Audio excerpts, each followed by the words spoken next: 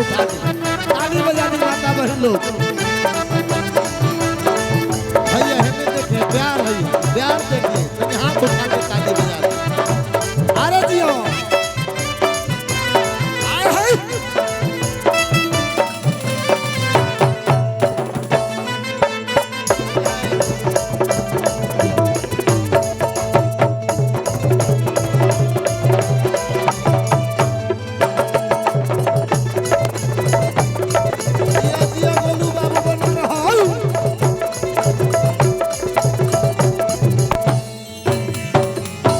किसी को तख्त देती है तो किसी को ताज देती है। माता जी ध्यान केंद्रित कीजिएगा।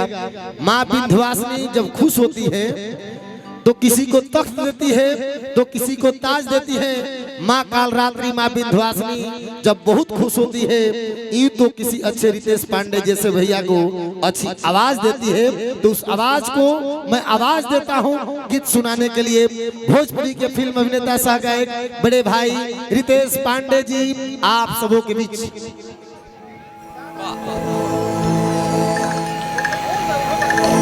बहुत बहुत धन्यवाद।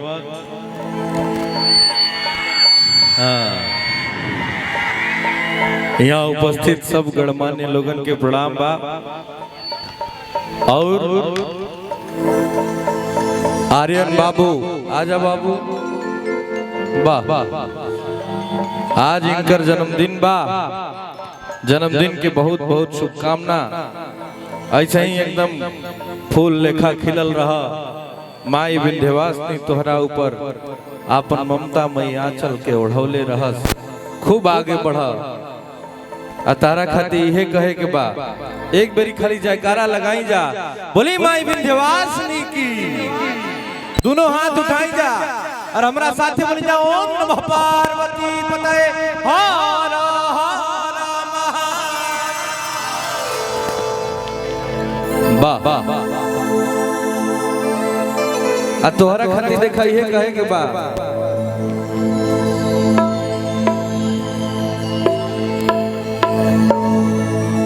कि माटी के मूरत जैसे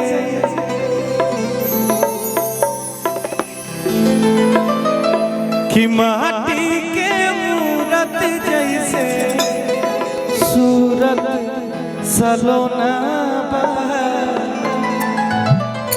तोहरा के देख के लगे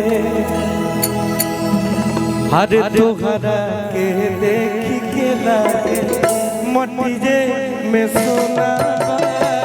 तोहरा के देख के लगे मटिजे में सोना बा। तोहरा के देख के लगे माटी के मूरत। एगो माइक बजा आर्यन के।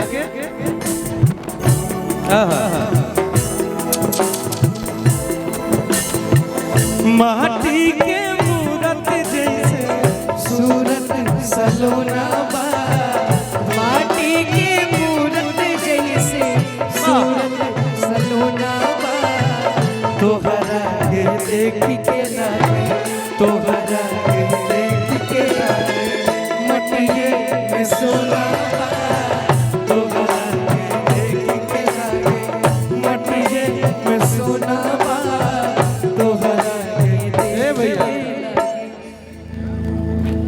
भैया को नमस्ते, कैसे हैं भैया?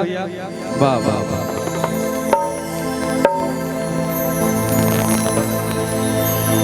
मेजर कर दीजिए तो भैया।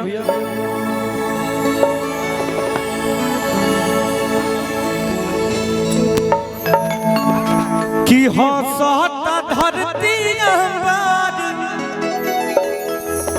अरे हंसता जमीन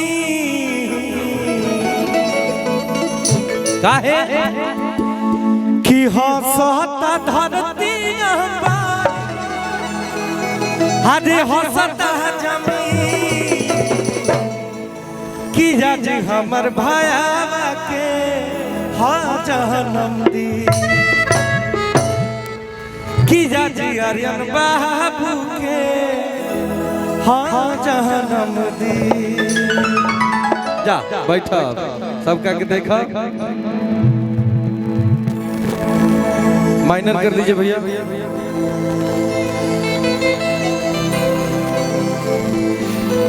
का सुन बोलो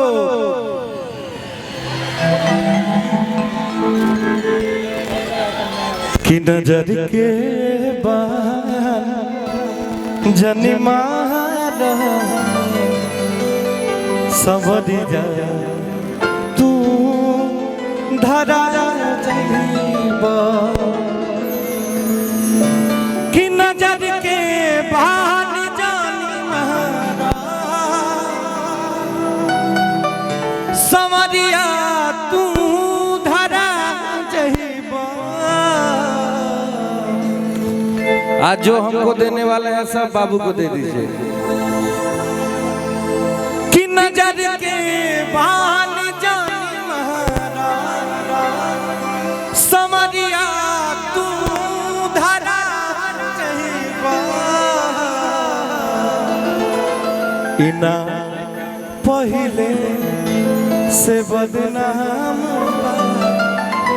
तुम्हारी बदनाम करा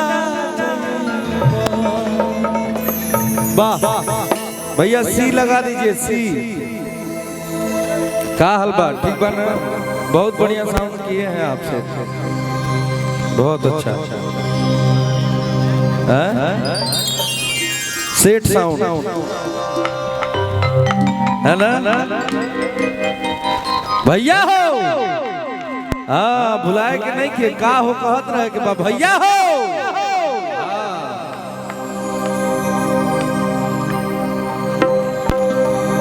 कि जब निकले लू घर से बहरिया अब देखा एकदम मार खुश हो गया। कि जब निकले लू घर से बहरिया। आज देखिए यहाँ पे सामने आजाद भैया बैठे हैं और मंच पे विनय भैया वर्षा तिवारी जी बहुत बड़े बड़े कलाकार बैठे हैं भैया। कि जब निकले लो घर से बहरिया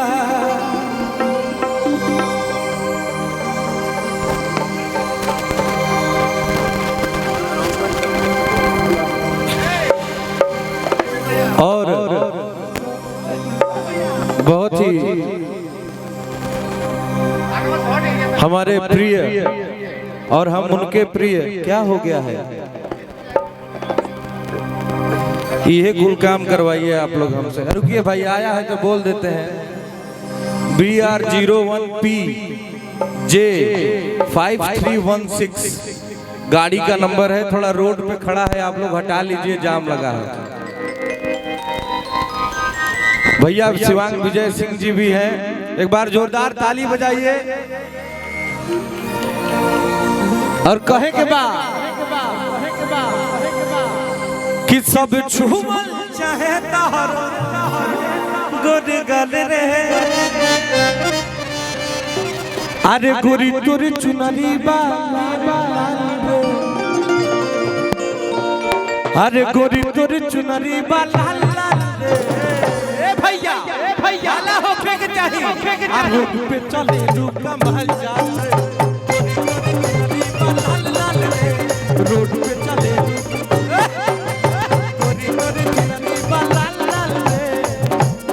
अरे हमारे राजू भैया जब निकले लू घर से बहरिया चाहे लड़ावल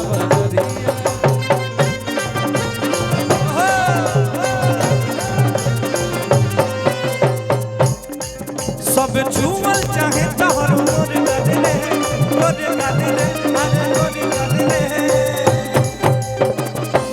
अरे लइका चिल्लाले सा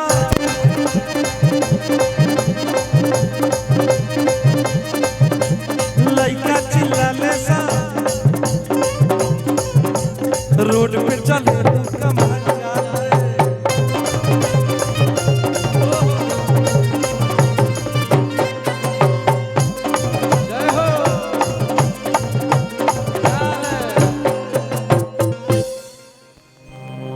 एक जनी कहतड़ी का कहतड़ी कि सबसे नीक बाट सैया किसानी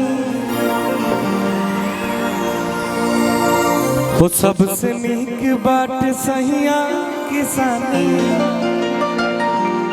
खुशी बाट रहुआ घरवे में बहानी कि मुँह मारो कमैला के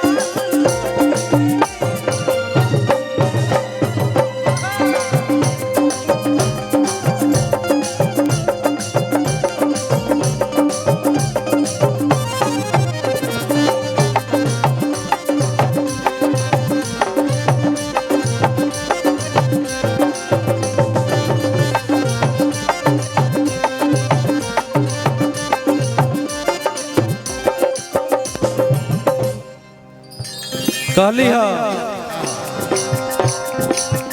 होली दिवाली संगही मनावल जाई घूम के दशहरा के मेला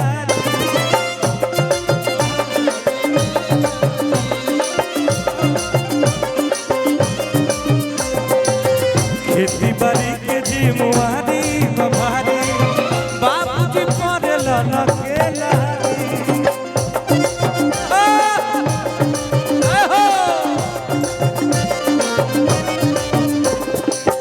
होली दिवाली अब सबही मनावल जाई घूम के दशहरा के मेला खेती बाड़ी के जिम्मेवारी बभारी बाबूजी पड़ेला न केला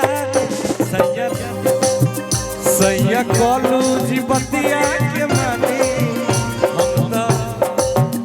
हम तो आंसू के भरोसे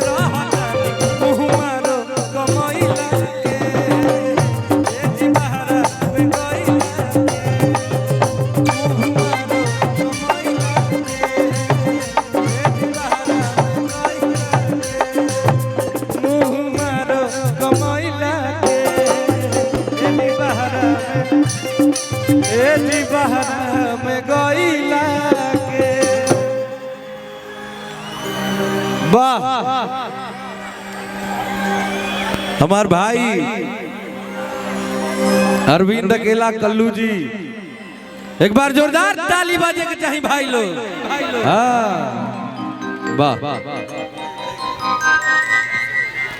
बीरू हैंडसम मेरा भाई हैंडसम रितेश सर सबसे ज्यादा क्यूट तो ये निकल रहा है रितेश सर सबसे ज्यादा क्यूट ये निकल रहा है आप हैंडसम हैं और सब ये एकदम क्यूटे पे क्यूट निकलते जा रहा है आज जितने भी हम बहुत सारे मंच पे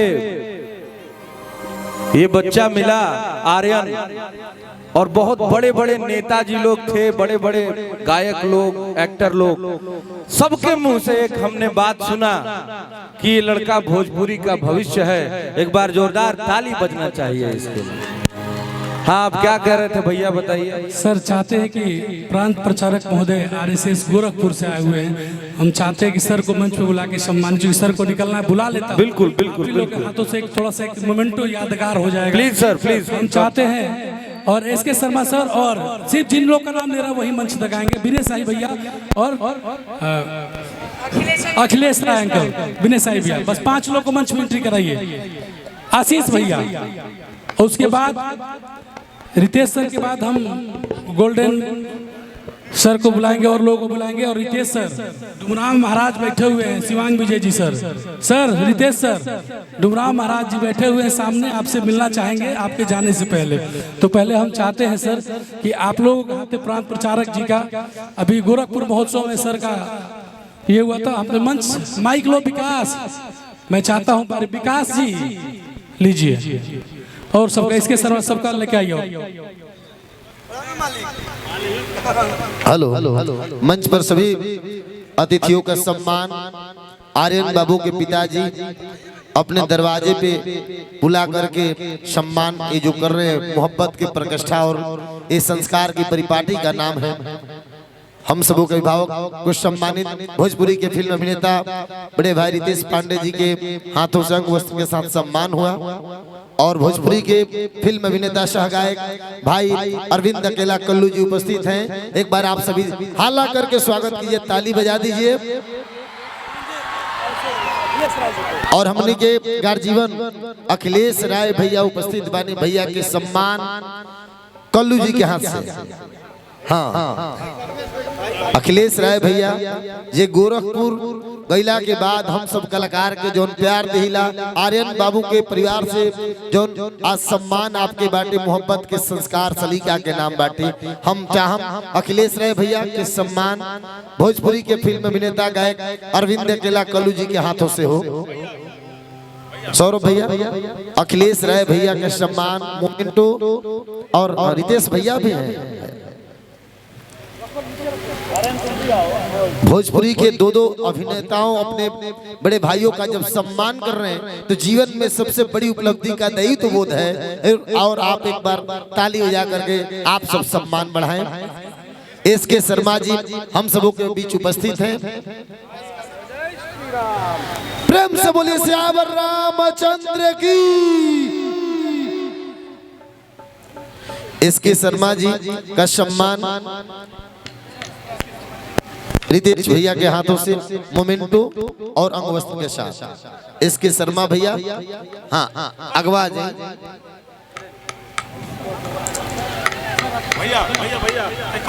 हाँ कल्लू जी इसके शर्मा भैया जी का सम्मान करें। हाँ हाँ हाँ रुकिए, कल्लू जी के सम्मान हो गए। गार्जीवन के द्वारा भोजपुरी के फिल्म अभिनेता सह गायक भाई अरविंद अकेला कल्लू जी के सम्मान आज मां जौहरी महोत्सव एवं आर्यन बाबू के जन्मदिन में आज अपने ग्राम में बुला करके जो सम्मान कर रहल बानी, ये पता चला ताटे कि प्रेम और संस्कार के परिपाटी के नाम बा। आर्यन बाबू के पिताजी के बहुत बहुत धन्यवाद। आशीष भैया का सम्मान, भैया का स्वागत करता हूँ इस मंच के माध्यम से। मंच तक आए आशीष भैया, बड़े भैया आशीष भैया हम सबों के बीच उपस्थित हैं।